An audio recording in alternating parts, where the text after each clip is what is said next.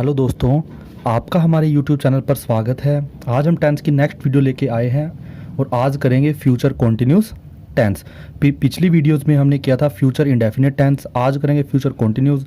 तो सेम वही रूल कि हम क्या करते हैं, उसकी पहचान, जो फ्यूचर की पहचान है वो कभी चेंज नहीं होगी। फ्यूचर की पहचान हमेशा वही रहती है कि जिसके अंत में गा गे गी आए तो वो क्या होता है, फ्यूचर। और कॉन्टिन्यूस की रहा रहे रही होगा तो ये होगा फ्यूचर। और फ्यूचर कॉन्टिन्यूस टेंस की जो पहचान है वो क्या होगा, रहा होगा, रही होगी एंड रहे होंगे। तो ये हमारी क्या होती है, फ्यूचर कॉन्टिन्यूस टेंस की पहचान होती है। तो वही 4 टाइप से हमारे सेंटेंसेस होते हैं। कौन कौन से? एक तो होता है अफर्मेटिव। अफर्मेटिव का मीन्स क्या होता है, पॉजिटिव सेंटेंस। पॉजिटिव का मतलब जिसके अंदर हम सारी की सारी बात क्या करेंगे, पॉजिटिव ही करेंगे। अब उसके अंदर क्या था कि जो इसका कुछ ना कुछ रूल था, और एक क्या था हमारा नेगेटिव सेंटेंस, और एक था हमारा इंटेरोगेटिव सेंटेंस, और एक था हमारा डबल इंटेरोगेटिव। अफर्मेटिव की पहचान वही रहेगी जो हमने पिछली वीडियोस में की थी, नेगेटिव की भी, इंटेरोगेटिव की भी और डबल इंटेरोगेटिव की भी। अब देखिए, जो अफर्मेटिव का पीछे कुछ ना कुछ रूल था, तो यहाँ पे देखो सब्जेक्ट मैंने बोला था कि हर एक में सब्जेक्ट तो आएगा ही आएगा। सब्जेक्ट के बाद आती है हेल्पिंग वर्ब, और फ्यूचर की जो हेल्पिंग वर्ब है वो कौन सी है, विल और शैल। और 90% क्या यूज़ होता है, विल ही यूज़ होता है। आई एंड वी के साथ क्या यूज़ होता है, शैल। एंड बाकी सब के साथ यानी रेस्ट ऑल जितने भी जो रह गए उनके साथ क्या यूज़ होता है, विल। अब इसके बाद क्या है, इसमें एक और है कि इसमें क्या यूज़ होगा, बी। बी ई यानी बी यूज़ होगा। और मेन वर्ब की क्या यूज़ होगी, फर्स्ट फॉर्म। और देखो कॉन्टिन्यूस है तो कॉन्टिन्यूस में क्या यूज़ होता है, आई एन जी यूज़ होता है मेन वर्ब की फर्स्ट फॉर्म के साथ। और प्लस में क्या आता है, ऑब्जेक्ट। तो ये हमारा क्या बन गया, रूल।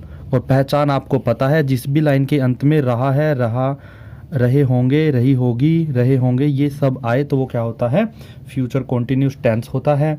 तो चलो इसके एग्जाम्पल से और क्लियर करते हैं।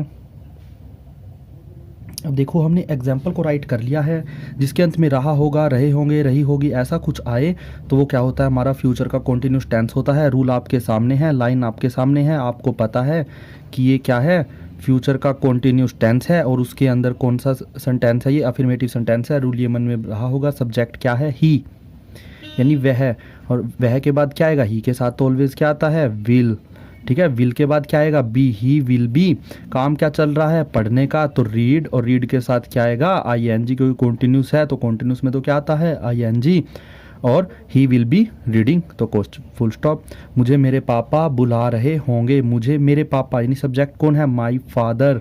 कौन है, माई फादर। फादर के सब्जेक्ट के बाद क्या आएगा, शैल लगाओ या विल लगाओ कोई फर्क नहीं पड़ता। माई father will, my father will B, बुलाने को क्या बोलता है, कॉल। और कॉल के बाद क्या आएगा, I N G. My father will be calling, किसे, मुझे। My father call be willing, will be calling me, full stop. तो मोहन सो रहा होगा, मोहन। मोहन क्या है, सिंगुलर है, सिंगुलर प्लूरल तो इसमें देखना ही नहीं है। यहाँ पे तो क्या आएगा, यहाँ पे क्या आएगा, मोहन विल बी। काम क्या था, सोने का, स्लीपिंग। स्लीपिंग के बाद Mohan will be sleeping, full stop. तो इसी तरह नेगेटिव में क्या होता था, विल और शैल के बाद नोट लगा देंगे। और नोट किससे पहले आएगा, बी से तो पहले आएगा, वहाँ पे बीन से पहले आया था, यहाँ पे बी से पहले आएगा।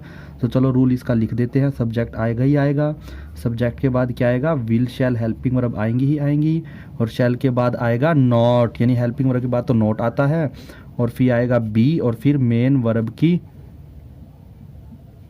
First form plus I N G, और प्लस में ऑब्जेक्ट। तो ये हमारा रूल बन गया फ्यूचर कॉन्टिन्यूस टेंस के नेगेटिव सेंटेंसेस का, ये क्या है हमारा रूल। तो इसका एग्जाम्पल से और ज़्यादा क्लियर होगा।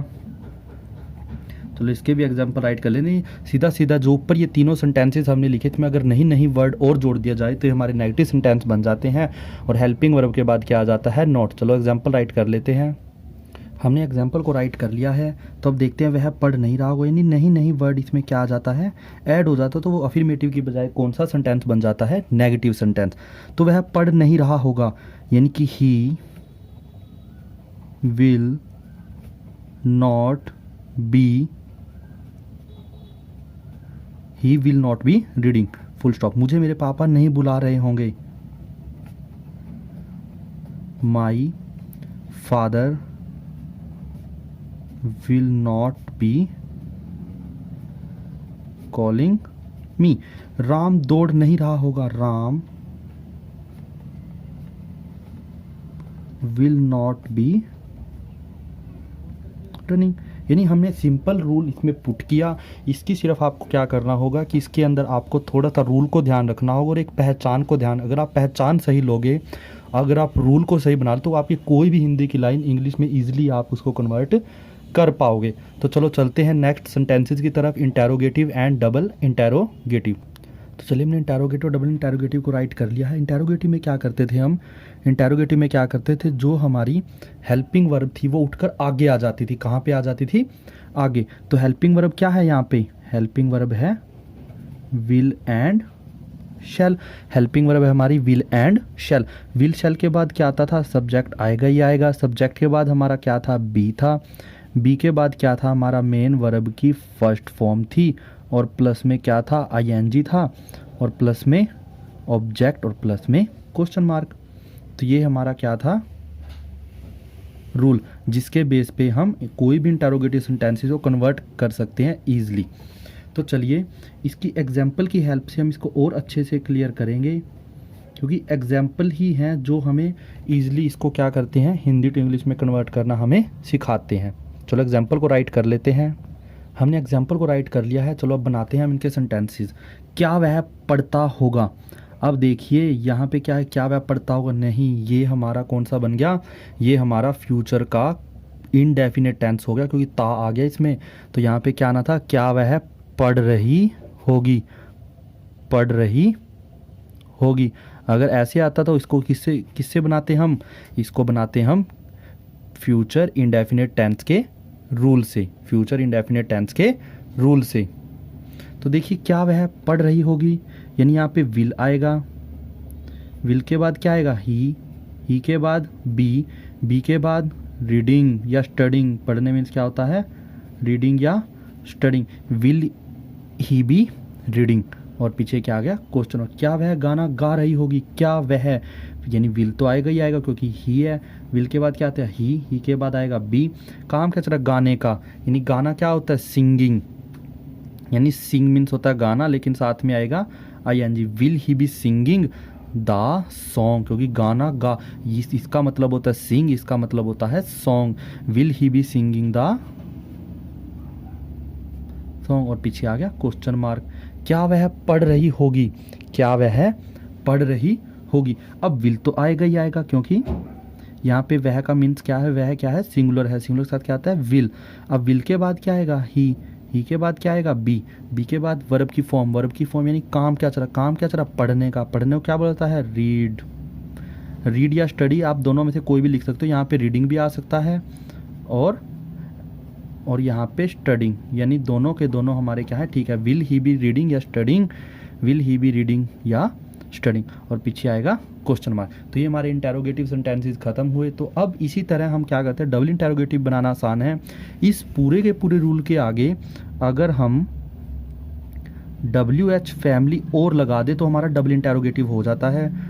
इसके बाद क्या आएगा, विल, शैल, प्लस में सब्जेक्ट, प्लस में बी, प्लस में मेन वर्ब की फर्स्ट फॉर्म, और प्लस में आएगा आईएनजी, और प्लस में आएगा ऑब्जेक्ट, और प्लस में आएगा क्वेश्चन मार्क।